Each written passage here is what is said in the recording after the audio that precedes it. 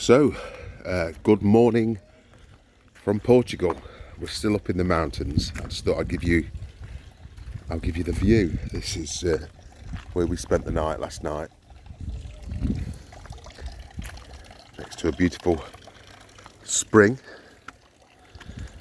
Been drinking it all morning actually. It's really nice water, and this is what we wake up to. And I don't show you this to show off, I just show it you because this is where I spent the night, really. It's beautiful.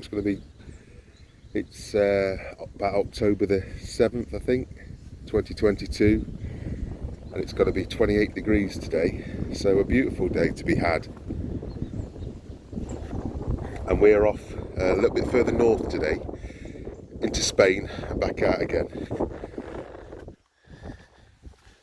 And then tomorrow morning we're going to a Portuguese Sunday market, so something to look forward to. But this is